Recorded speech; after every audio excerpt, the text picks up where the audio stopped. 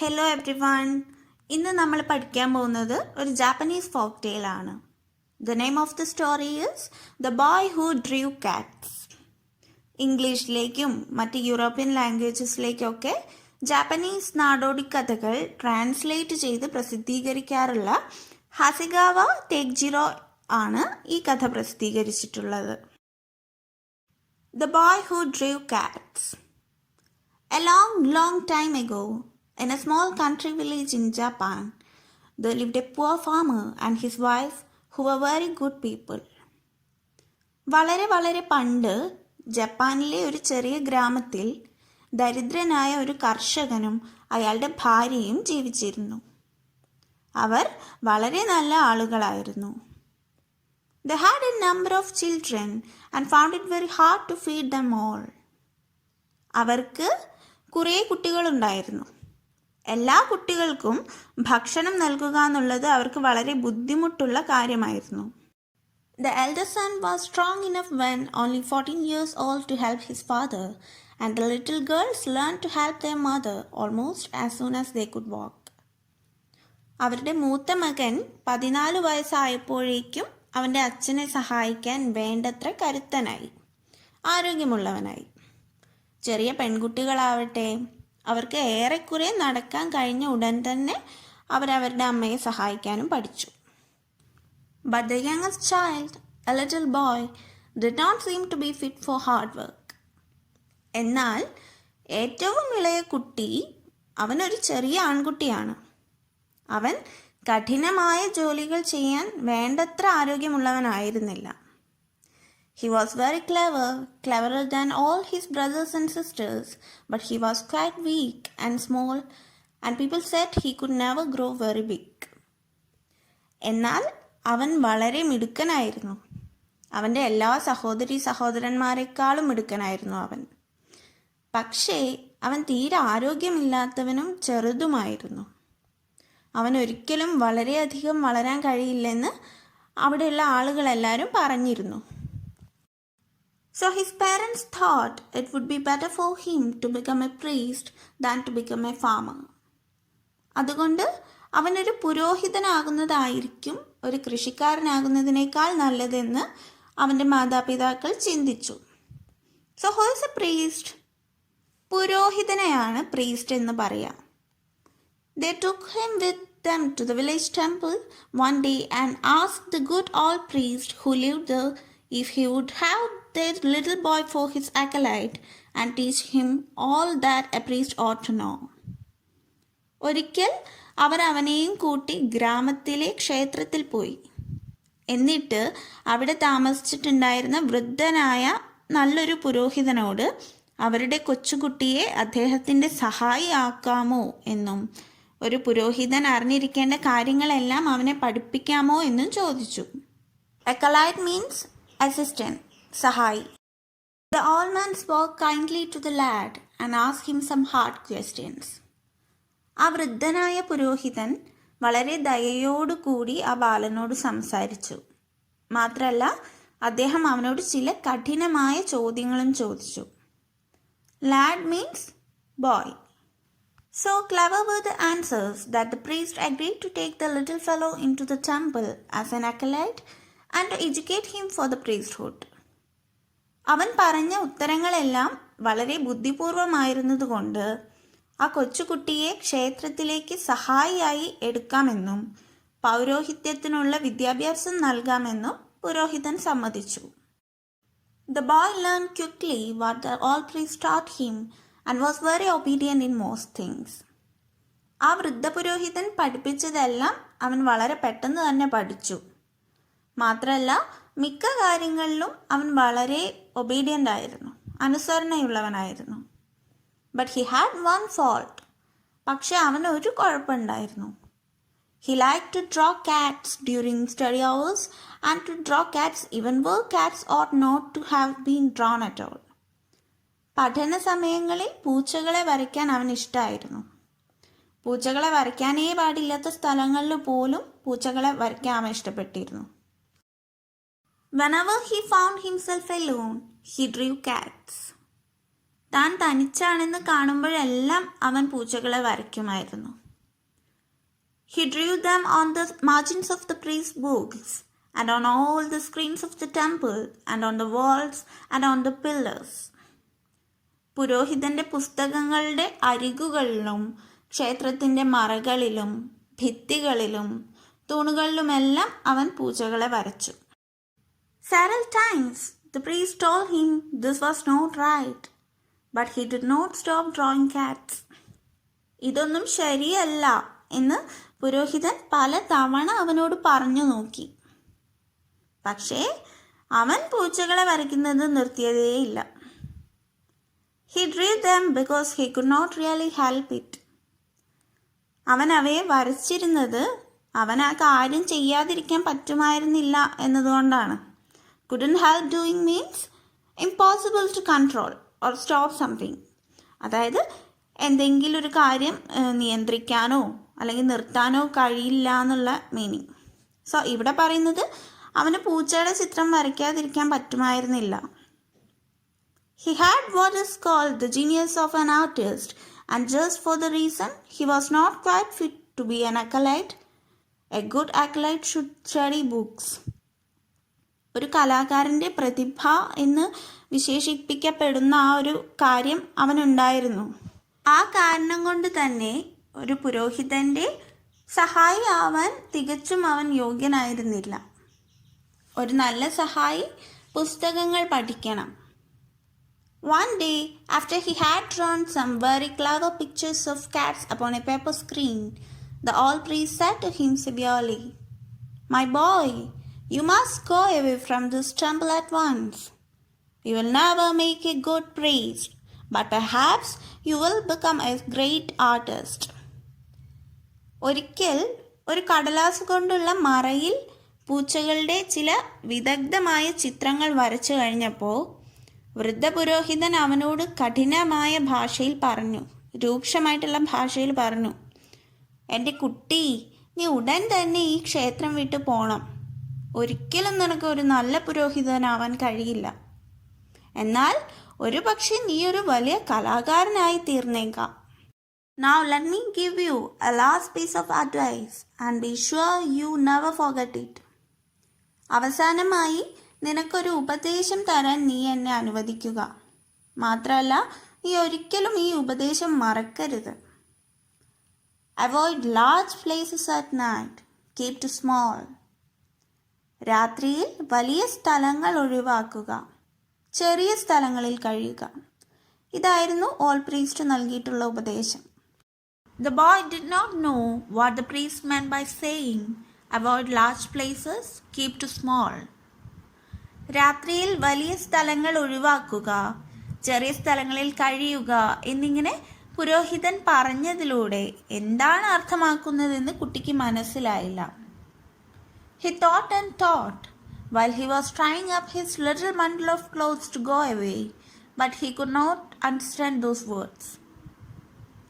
അവിടെ നിന്ന് ദൂരെ പോവാൻ വേണ്ടി വസ്ത്രങ്ങളുടെ ചെറിയ ഭാണ്ഡം കെട്ടുന്നതിനിടയിലും എത്ര ആലോചിച്ചിട്ടും ആ വാക്കുകളുടെ അർത്ഥം അവന് മനസ്സിലാക്കാൻ പറ്റിയില്ല. And he was afraid to speak to the priest anymore, except to say goodbye. പുരോഹിതനോട് ഗുഡ് ബൈ പറയുക, വിട പറയാന്നല്ലാതെ കൂടുതൽ എന്തെങ്കിലും സംസാരിക്കാൻ അവന് പേടിയായിരുന്നു. He left the temple very sorrowfully and began to wonder what he should do. അവൻ വളരെ സങ്കടത്തോടെ ക്ഷേത്രം വിട്ടുപോയി. ഒപ്പം താൻ ഇനി എന്ത് ചെയ്യണമെന്ന് ആശ്ചര്യപ്പെടാനും അല്ലെങ്കിൽ അത്ഭുതപ്പെടാനും തുടങ്ങി. If he went straight home, he felt sure his father would punish him for having been disobedient to the priest, so he was afraid to go home. നേരെ വീട്ടിലേക്ക് പോവുകയാണെങ്കിൽ പുരോഹിതനോട് അനുസരണക്കേട് കാണിച്ചതിന് അച്ഛൻ ശിക്ഷിക്കുമെന്ന് അവന് ഉറപ്പുണ്ടായിരുന്നു. അതുകൊണ്ട് തന്നെ വീട്ടിലേക്ക് പോവാൻ അവന് പേടിയായി. ഡിസൊബീഡിയൻറ്റ് മീൻസ് അനുസരണക്കേട്. ഒബീഡിയൻറ്റിൻ്റെ opposite വേർഡാണിത്. All at once, he remembered that at the next village, 12 miles away, there was a very big temple. പെട്ടെന്ന് 12 മൈൽ അകലെ അടുത്ത ഗ്രാമത്തിൽ വളരെ വലിയൊരു ക്ഷേത്രമുള്ള കാര്യം അവൻ്റെ ഓർമ്മയിൽ വന്നു. He had heard there were several priests at that temple, and he made up his mind to go to them and ask them to take him for their acolyte. ആ ക്ഷേത്രത്തിൽ നിരവധി പുരോഹിതന്മാരുണ്ടായിരുന്നതായി അവൻ കേട്ടിട്ടുണ്ടായിരുന്നു. അവരുടെ അടുത്ത് ചെന്നിട്ട് അവരുടെ സഹായിയായി തന്നെ സ്വീകരിക്കാമോ എന്ന് ആവശ്യപ്പെടാൻ അവൻ തീരുമാനിച്ചു. Now that big temple was closed up, but the boy did not know this fact. അപ്പോൾ ആ വലിയ ക്ഷേത്രം അടച്ചിട്ടിരിക്കുകയായിരുന്നു. പക്ഷേ ആ കുട്ടിക്ക് ഈ വസ്തുത, ഈ ഒരു കാര്യം അറിയില്ലായിരുന്നു, ഇങ്ങനെ അടച്ചിട്ടിരിക്കുന്ന കാര്യം. The reason it had been closed up was that a goblin had frightened the priest away and had taken possession of the place. ഒരു ഭൂതം അല്ലെങ്കിൽ വേതാളം പുരോഹിതന്മാരെ എല്ലാം ഭയപ്പെടുത്തി ഓടിച്ച് ആ സ്ഥലം കൈവശപ്പെടുത്തിയതിനാലാണ് ആ ക്ഷേത്രം അടച്ചുപൂട്ടിയത്. Here goblin means a supernatural creature that makes trouble for human beings. മനുഷ്യനെ ബുദ്ധിമുട്ടിക്കുന്ന ഒരു തരം അമാനുഷിക സൃഷ്ടിയാണ് ഗോബ്ലിൻ. പ്രേതം അല്ലെങ്കിൽ വേതാളം, കുട്ടിച്ചാത്തൻ എന്നൊക്കെ പറയും. Some brave warriors had afterward gone to the temple at night to kill the goblin, but they had never been seen alive again. ധീരരായിട്ടുള്ള ചില യോദ്ധാക്കൾ ആ വേതാളത്തിനെ കൊല്ലാൻ രാത്രിയിൽ ആ ക്ഷേത്രത്തിൽ പോയിരുന്നുവെങ്കിലും പിന്നീട് അവരെ ഒന്നും ജീവനോടെ കണ്ടിരുന്നില്ല. Nobody had ever told these things to the boy, so he walked all the way to the village hoping to be kindly treated by the priest. ഈ കാര്യം ആരും അവനോട് പറഞ്ഞിട്ടുണ്ടായിരുന്നില്ല. അതിനാൽ തന്നെ ആ പുരോഹിതന്മാരിൽ നിന്ന് ദയ നിറഞ്ഞ പെരുമാറ്റം പ്രതീക്ഷിച്ചിട്ട് അവൻ ആ ഗ്രാമത്തിലേക്കുള്ള വഴി മുഴുവൻ നടന്നു. When he got to the village, it was already dark and all the people were in bed, but he saw the big temple on the hill at the other end of the principal street, and he saw there was a light in the temple. അവൻ ആ ഗ്രാമത്തിലെത്തിയപ്പോഴേക്കും അവിടെ ഇരുട്ട് വീണ് കഴിഞ്ഞിരുന്നു. അവിടുത്തെ ജനങ്ങളെല്ലാം ഉറങ്ങാൻ കിടന്നിരുന്നു. എന്നാൽ പ്രിൻസിപ്പൽ സ്ട്രീറ്റിൻ്റെ, അതായത് പ്രധാന തെരുവിൻ്റെ അങ്ങേയറ്റത്തുള്ള കുന്നിൻ്റെ മുകളിലായിട്ട് അവൻ ആ വലിയ ക്ഷേത്രം കണ്ടു. മാത്രമല്ല ക്ഷേത്രത്തിൽ വെളിച്ചമുള്ളതായും അവൻ കണ്ടു. People who tell the story say the goblin used to make that light in order to tempt lonely travelers to ask for shelter. ആളുകളെ അഭയം ചോദിച്ച് ചെല്ലാൻ വേണ്ടി പ്രേരിപ്പിക്കുന്നതിനാണ് വേതാളം ഈ വിളക്ക് കത്തിക്കുന്നതെന്നാണ് ഈ കഥ പറയുന്നവരൊക്കെ അഭിപ്രായപ്പെടുന്നത്. The boy went at once to the temple and knocked. അങ്ങനെ അവൻ ഉടനെ തന്നെ ക്ഷേത്രത്തിലെത്തി വാതിൽക്കൽ മുട്ടി. There was no sound inside. പക്ഷേ ഉള്ളിൽ നിന്ന് ഒരു ശബ്ദവും ഉണ്ടായിരുന്നില്ല.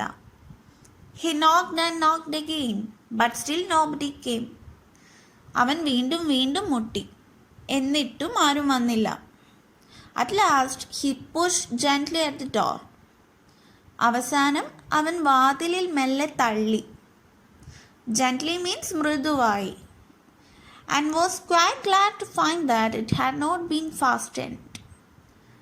ആ വാതിൽ ഉറപ്പിച്ചിരുന്നില്ല എന്ന് കണ്ടപ്പോൾ അവന് തികച്ചും സന്തോഷം തോന്നി. Fasten means close, lock or do up securely. ബന്ധിക്കുക അല്ലെങ്കിൽ ഉറപ്പിക്കുക എന്നൊക്കെയുള്ള ഒരു meaning. So he went in and saw a lamp burning, but no priest. അതുകൊണ്ട് അവൻ ഉള്ളിലേക്ക് പ്രവേശിച്ചു. കത്തുന്ന ഒരു വിളക്ക് അവൻ കണ്ടെങ്കിലും പുരോഹിതന്മാരെ ആരെയും തന്നെ അവൻ കണ്ടില്ല. He thought some priest would be sure to come very soon, and he sat down and waited. വൈകാതെ തന്നെ ചില പുരോഹിതന്മാർ തീർച്ചയായും വന്നെത്തും എന്നവൻ വിചാരിച്ചു. അവൻ അവരെ കാത്തിരുന്നു. Then he noticed that everything in the temple was grey with dust and thickly spun over with cobwebs. ക്ഷേത്രത്തിനുള്ളിലെ എല്ലാ വസ്തുക്കളും പൊടി പിടിച്ച് ചാരനിറത്തിലാണെന്നും കട്ടിയിൽ ചിലന്തിവലകളാൽ ചുറ്റപ്പെട്ടവയാണെന്നും അപ്പോഴാണ് അവൻ ശ്രദ്ധിച്ചത്. ചിലന്തി വലയ്ക്കാണ് കോബ് വെബ്സ് എന്ന് പറയുക. And here spun over means കെട്ടിപ്പിരിഞ്ഞിരിക്കുക. So he thought to himself that the priest would certainly like to have an acolyte to keep the place clean.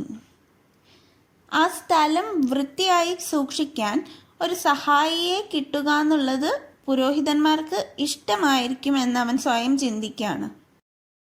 He wondered why they had allowed everything to get so dusty.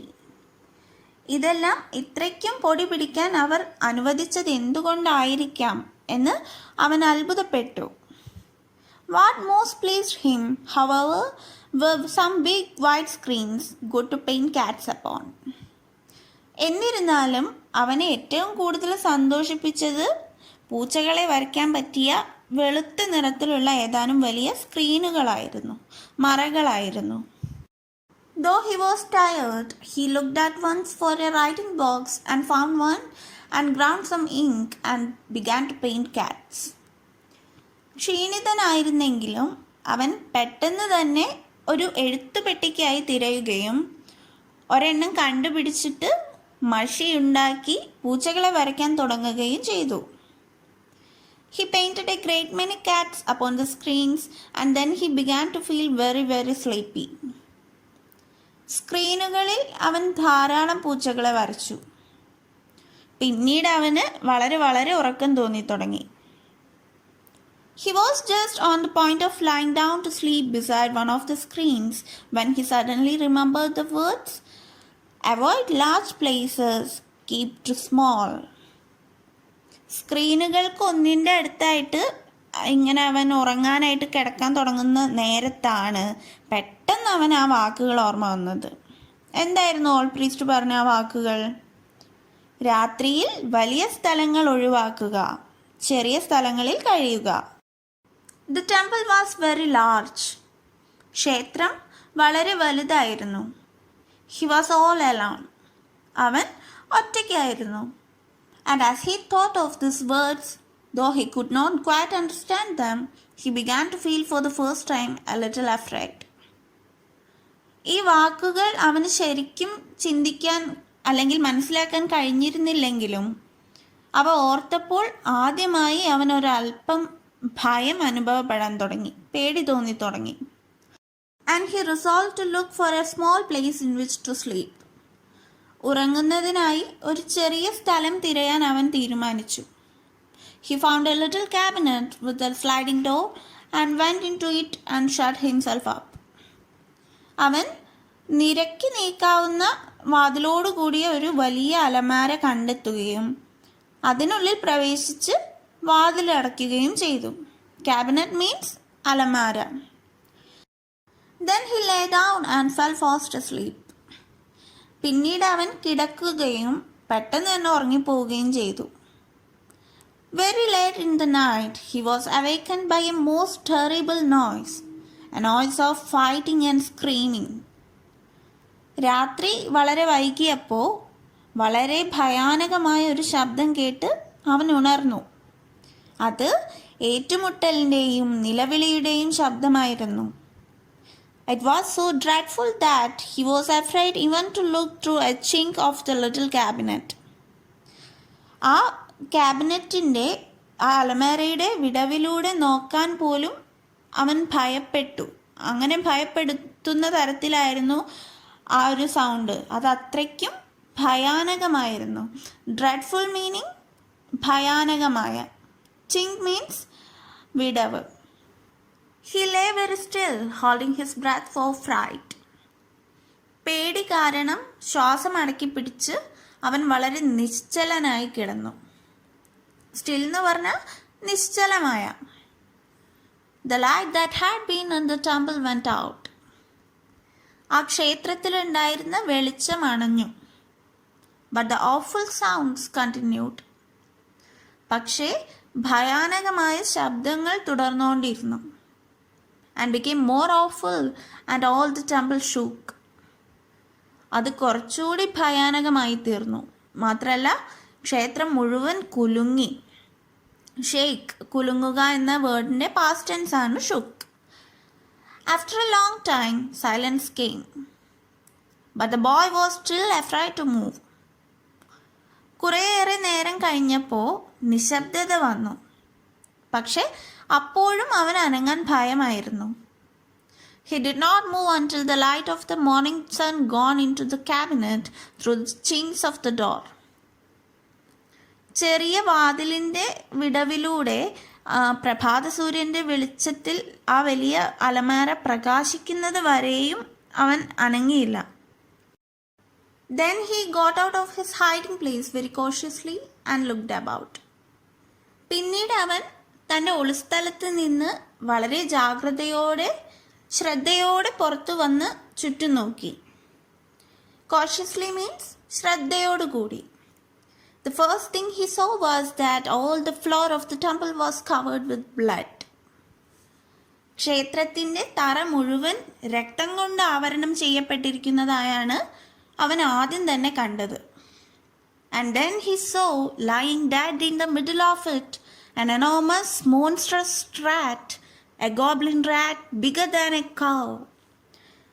രക്തത്തിൻ്റെ നടുവിലായി ഒരു പശുവിനേക്കാൾ വലിപ്പമുള്ള ഭീമാകാരനായ രാക്ഷസീയനായ ഒരു എലി, A goblin rat, ഒരു വേതാളം പോലുള്ള എലി മരിച്ചു കിടക്കുന്നതായാണ് അവൻ പിന്നീട് കണ്ടത്. എനോമസ് മീൻസ് വെരി ബിഗ്, വളരെ വലിയ. Monstrous means രാക്ഷസീയമായ.